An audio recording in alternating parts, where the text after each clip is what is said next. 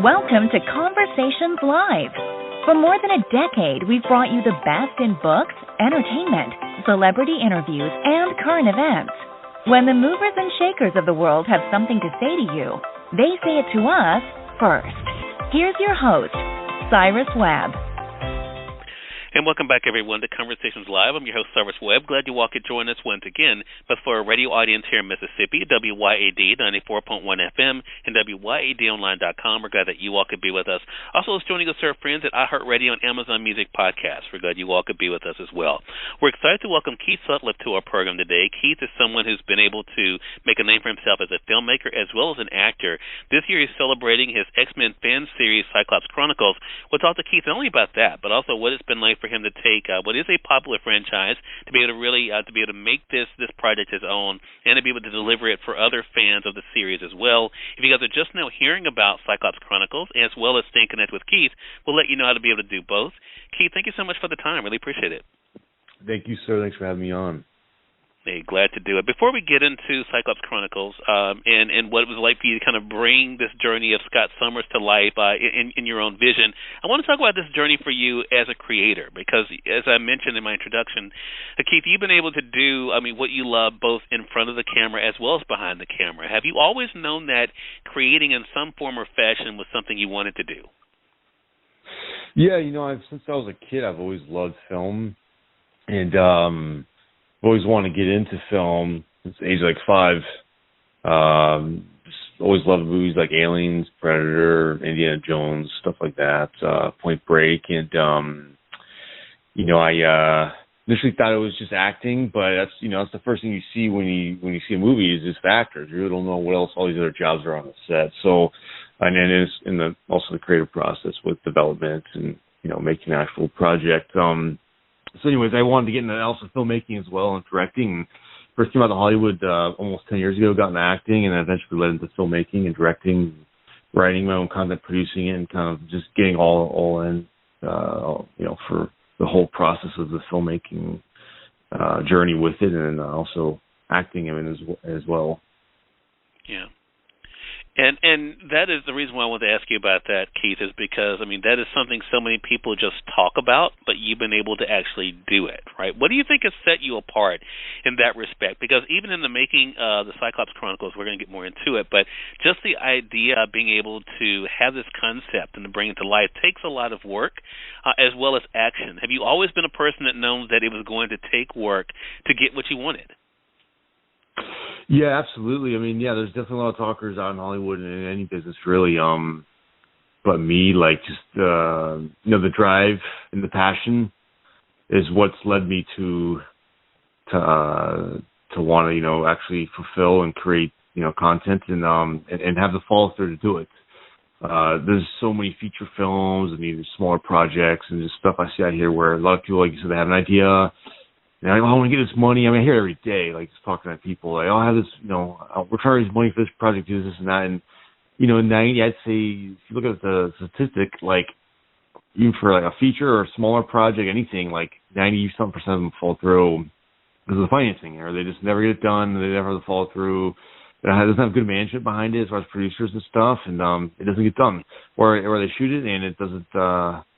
They don't wrap on it. They don't get it through post-production. They don't have enough money allocated. So they don't budget right. There's a lot of different things. A lot of problems with what goes wrong with the project. But me, I don't know. I think my dad and my grandparents were military, so they're very disciplined, and that was instilled in me. And when I set off to do something, I'm going to do it. And I say I'm going to do it, I do it. It's kind of how I look at it.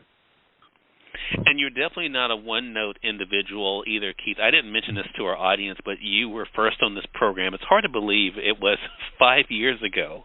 You were on Conversations Live talking about the Mason Brothers movie at that part. And I thought about when I was first pitched to about Cyclops Chronicles, I'm like, yeah, I remember Keith. But the Mason Brothers is definitely different than Cyclops Chronicles, for sure. Yeah. So, what has that been like for you to be able to slip into these different types of skin also with these different projects as well?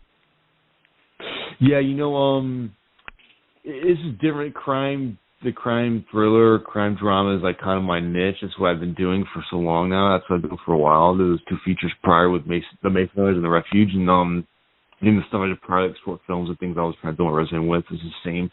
But this was something that came about as, it was weird how it came about. It is different. It's not anything like I've ever done before. I've never done a fan project before, but it came about in the pandemic towards the beginning, and it was with some producing partners, and we had just talked about it, like, hey, you know what? I don't know why. We were just watching. We were watching some YouTube videos and stuff. And we were seeing some fan films on there, like Darth Maul, and like they had one X-Men Gambit and stuff, and like Origins. And there's like no one's ever done one on Cyclops. He doesn't get enough, appreciation. And there were some people also randomly just like hit me up, who I've known in Hollywood for a while. Hey, dude, it'd be great if you'd be perfect for like a Cyclops role or something like that in like a Marvel movie. I was like, what the heck? It was kind of random timing how they mentioned it. And we were thinking about that as a fan series. I was like, all right. So it kind of sparked that. Like, you know what? We could do something like that. So I did a ton of research with like the comic books and stuff, and then we started coming together, man. And we came up with this idea, and we just executed on it as a small episodic series. Right. And I think that's the cool thing. So a couple of components, of course, again, I'm a big X-Men fan, so I was really excited about being able to see it. I got a chance to see, I think, which is the first episode that they had sent me. And what I thought was so interesting, Keith, so I definitely want to talk to you about this. First of all, did you feel any added pressure? Because when you talk about Scott Summers, even though this is a fan, it's a series for the fans, right. But you've been able to create this thing around him. Did you feel any added pressure about taking a character that is so beloved and kind of making him your own? No, absolutely. That's a good question because, of course, that's what we were worried about going to any project. But since over the years as I've been developing content, there's lovers and there's haters for anything you make. So there's always going to be naysayers and people will always bash your stuff. So I felt confident at this point in my career. I've gotten to the point as a filmmaker that I think we've upped our game a lot. And it's, as far as production value and stuff, we've made it look pretty professional. And I think it's always looked pretty well. And I think, everyone has their own opinions and stuff. Obviously, it's subjective. But we're pretty confident with that and making it look very high quality. And then 2, this is a Marvel X-Men character and everyone knows about it and it has a huge following. So that was taken into account of I didn't want to mess that up. So I did a lot of back history research on the comic books and stuff and really read into the character and what he was about. So I just really put a lot of time into it, man, and made sure we got it done right. So that was always a huge concern, more than any other project, actually. There was this one, of course. So there's a lot of thought put into it. Right. And we're going to talk about the way that you're delivering this to fans as well, Keith. I want to say for those who are just tuning in, it's on the radio side or online, you're listening to Conversations Live. We're excited to welcome back Keith Sutliff to our program today. As I was just mentioning, Keith was on this program 5 years ago talking about another project. He's now starring in a new project that is great for X-Men fans. It's an X-Men fan series called Cyclops Chronicles. So I want to talk about the actual complexities, because I think even as we see in the running dialogue, that's kind of the overlay of this of the first segment that I saw, Keith, kind of get some of the backstory of kind of where the series is starting. How much fun was that for you to kind of be able to create this series and then not have? We talk about the pressure, but also to be able, because it's yours, making it your own, having that freedom as well. Yeah, it was. We have, our own, it's a fan-based project. And we have, we're not tied down by a studio, so right. Telling us what to do. So creatively, we are free. But here's the thing, we are, but we're not in a sense, because we wanted to make this true to the comic book character, but also, and when I mean true to comic book character, I mean based on all the different comic books, how he was portrayed in that versus Fox movies, people kind of criticizing, he's, kind of a wimp, he's not as tough, he's not this alpha male leader, which he is in the comic books and stuff. That's how he's really supposed to, yada yada. And then we want to put our own spin into it and how how I specifically saw a character, and how some of their producers had ideas, but how I was looking at him as a character. So yeah, so we have that creative freedom. We don't have somebody telling us exactly, how it's supposed to be done. We see you again in the first episodic that I was able to see, Keith. Pretty much, it's you. I mean, you are literally front and center the whole episode. Yeah. You in the car. That's me, man. That's me. Yeah. So what was that like? Because again, as we talked about earlier, how people have gotten to know you. We've seen you being able to work with others, or being able to produce others. What was it like for you to be literally front and center? It's awesome, dude. It's a true journey. It's a treat, and it's something I really, really, really love to do. And some people have followed me, or don't know who I am. Obviously, it's that's the trademark of mine. That's what I've always done is star in the film or the project as one of the leads or the lead, or a strong supporting in some capacity. The filmmaking process is so heavily involved. It's more work than any job I've ever done in my entire life that right. I really go all in. It's just so much work. You're going to put in a ton of work regardless. So I really go all in, and I act in it too, in the center stage, and try to put on a good performance, and fulfill the whole journey in itself of the filmmaking process. Well, and now you've been able to go and do this work and make the Cyclops Chronicles. So talk to us about how the fans, as we've been talking about it being a series for the fans, Keith, how did you decide how you wanted to be able to share it with the fans? Yeah, so that was a good question, because here's a series, right, that we want to do, but it's for entertainment purposes only, is what I'm telling people. And that's, we did a lot of research with these fan-based projects where you get to the copyright and legality issues. So, a lot of, and I've talked to some attorneys about this stuff, and it's very gray area, but these fan-based projects, as long as it's made clear that they're for entertainment purposes only, for no profit, not for any money gathering, and for entertainment and fans only type of deal, and it's not for any type of revenue. Usually looked at it, they're like, okay, not that much of an issue. It's usually not an issue. So you put a disclaimer in the front of the project of each episode or each film you do, whatever, and then also at the end, which we did for this. So we wanted to, because of that, obviously, that it's free for X-Men fans, comic fans, Marvel fans, and it's free, obviously, on YouTube. And it's going to go on Vimeo and different free streaming sites as a series for no cost. Obviously, anyone can go on there and just type in on the search bar, and it'll show up. So we were talking about, of course, the pandemic. The pandemic changed so much, but I think it also, for creatives like us, Keith, it also reminded us of what we can do.